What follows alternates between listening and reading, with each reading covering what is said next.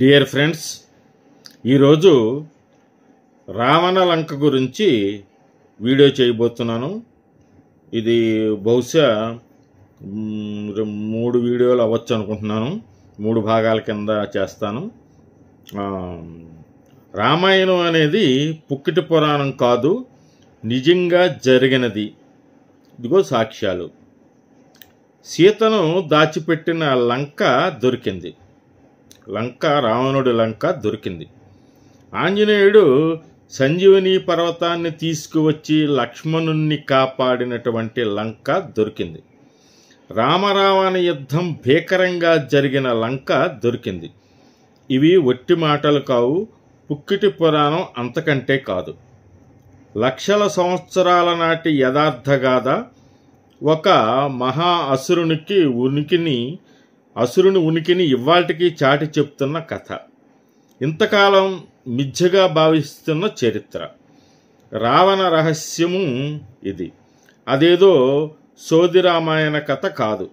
రావణ లంక ఇది నిజం, నిప్పులాంటి నిజం. వైజ్ఞానికులకు కొత్త సవాలును విసురుతున్న నిజం. భారతదేశ చరిత్రను గొప్ప మలుపును తిప్పుతున్న నిజం. ఒకనాడు రావణుని రాజరికం అప్రతిహాతంగా సాగినటువంటి రాజ్యం సాక్ష్యాలతో సహా లభించింది.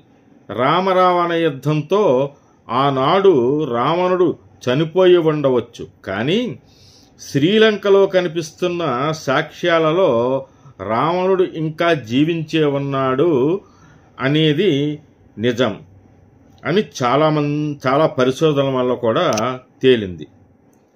లంక మిథ్య కాదు.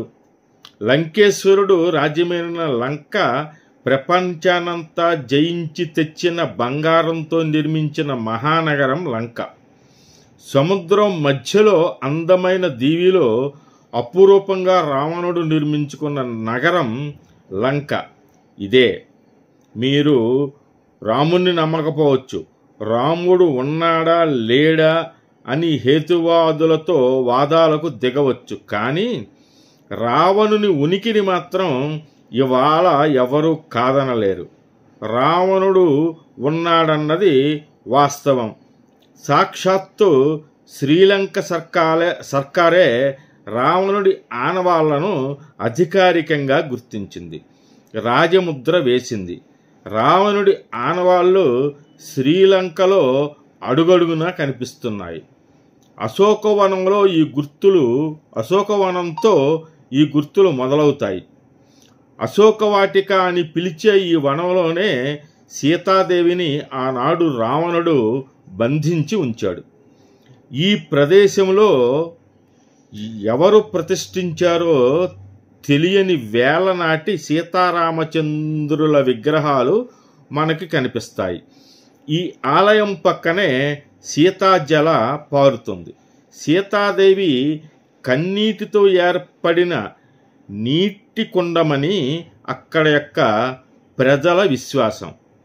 ఈ నీటి కుండాన్ని ఆనుకుని హనుమంతుని అడుగులు కూడా మనకు కనిపిస్తాయి. అశోకవాటిక సమీపంలో మొక్కల్లో నల్లని మట్టి ఉంది. ఇది మామూలు నల్లరేగడి మట్టో లేక మరో రకమైన మట్టో కాదు, బాగా కాలిపోయి ఉన్నట్టు కనిపించే మట్టి ఇది. ఈ మట్టి ఇలా ఎందుకు ఉందో ఇప్పటి వరకు ఏ శాస్త్రవేత్తలకు అంతుపట్టలేదు. అశోకవాటిక చుట్టూ లెక్కలేనన్ని కోతులు ఎప్పుడూ తిరుగుతూ ఉంటాయి. ఈ ప్రదేశంలో అక్కడ మాత్రమే కోతులు కనిపిస్తాయి. సీతాజలకు దగ్గరలోనే మరో చిన్న ఏరు పారుతుంది. అది నిత్యం రావణుడు స్నానం చేసే ఏరు. ఇక్కడ స్నానం చేసి పరమేశ్వరుని అర్చించేవాడు రావణుడు. ప్రతి చారిత్రక ప్రదేశాల్లో కొన్ని ప్రాంతాలను చూపించి స్థల పురాణాలు చెప్పటం సహజమే. లంకలో కనిపిస్తున్న ఆనవాళ్లు కూడా ఇలాంటివే అనుకుంటే పొరపాటే. ఇవాల్టి శ్రీలంకలో ఆనాటి తేజోమయ రావణ లంక స్మృతులు చాలా ఉన్నాయి. త్రేతాయుగాన్ని మనకు కళ్ళకు కట్టినట్లు చూపిస్తున్నాయి. రావణ లంక సామాన్యమైంది కాదు. రామాయణం ఉనికిని చాటి చెప్తున్న లంక. రావణ స్నానం చేసి నది నుంచి దూరంగా చూస్తే, రావణుడు స్నానం చేసే నది నుంచి దూరంగా చూస్తే ఓ పెద్ద పర్వతం కనిపిస్తుంది. ఆ పర్వతాన్ని జాగ్రత్తగా పరికిస్తే అది పెద్ద హనుమాన్ ఆకృతి నిద్రిస్తున్నట్టుగా మనకు గోచరిస్తుంది. ఈ పర్వతాన్ని రాబుసోలా అని ఇక్కడి ప్రజలు పిలుస్తారు. ఈ పర్వతం ఒక విచిత్రమైనటువంటి పర్వతం. రామరావణ యుద్ధం జరుగుతున్న సమయంలో లక్ష్మణుడు మూర్ఛపోయినప్పుడు హనుమంతుడు హిమాలయాల నుంచి సంజీవని మొక్కను తీసుకువచ్చిన పర్వతం మొక్క ఇది సంజీవని తీసుకువచ్చిన పర్వతమేనటానికి రుజువేంటి? ఏదో టూరిజం డెవలప్ చేసుకోవటం కోసం లంక సర్కారు ఏదో ఒక కొండను చూపించి ఇదే సంజీవని అంటే నమ్మేది ఎలా? శ్రీలంక సర్కారు ఏమైనా చెప్పవచ్చు, కానీ ఇది ఆంజనేయుడు సంజీవని తీసుకువచ్చిన సుమేరు పర్వతం అనటానికి అనేక కారణాలు ఉన్నాయి. ఇలాంటి పర్వత భాగం శ్రీలంకలో మరెక్కడా కనిపించదు. మనకు ఇది మామూలు కొండ, కానీ శ్రీలంక ప్రజలకు ఇది హాస్పిటల్. ఈ పర్వతంలో దొరికే మొక్కలన్నీ ఔషధ మొక్కలే కావటం ఇది సుమేరువే అనడానికి బలమైన సాక్ష్యం. దీనికి దగ్గరలో ఉన్న ప్రజలు ఏ జబ్బు వచ్చినా డాక్టర్ల దగ్గరికి వెళ్ళారు.